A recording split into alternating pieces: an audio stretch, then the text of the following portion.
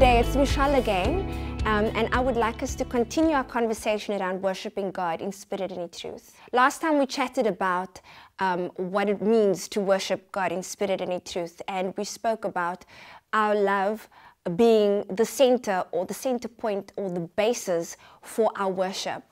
What I would like us to chat about today is worshiping God from a place of conviction, worshiping Him because we know who He is. And at this given point in time, I'm sure that you can attest to the fact that He is a good God. If God has journeyed with you before and He's been through storms with you before, you will know from past experience how good He is. This is where the tie hits the tar for many of us, because sometimes it's best for us to worship Him when things are going well. It's easier to worship Him out of a place of, okay, there's nothing hectic happening in my life. I don't particularly need Him for anything right now.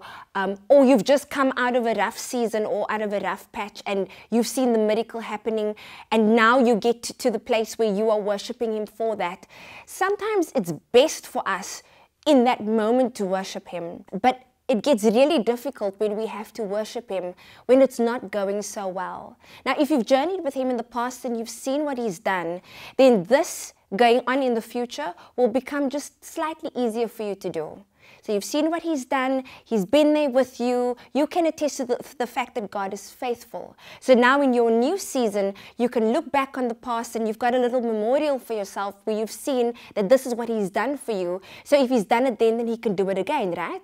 But sometimes it's difficult for us when we haven't seen the miracle happen yet, when we haven't seen a breakthrough yet, when our natural circumstances show us that perhaps things won't work out quite the way we want them to. It becomes difficult to worship then. But friends, can I share with you today that that is the time when your worship counts the most. When you are able to have your face in the dirt, have your face in the mud, have absolutely nothing else but Jesus, and just worship Him in that place. Where you don't know what's going to happen tomorrow, you have absolutely no idea what the outcome is going to look like. You know what you're hoping for, but your natural circumstances are not showing you that it's possible.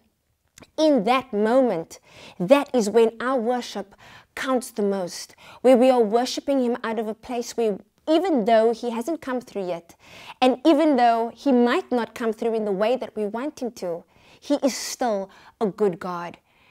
And so we find our rest in that. We find our place of worship in that moment, where we are able to say that even though things are not well with my soul right now, it is still well with my soul because I know who my God is.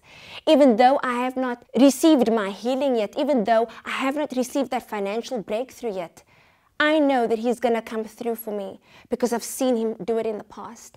Out of that place of conviction, of knowing who He is, our worship flows and will flow freely. And that is what means the most to God, when we are able to push our emotions aside about what it is we are feeling in the world and allow Him to just be God by singing songs of praise and worship and adoration to Him for who He is.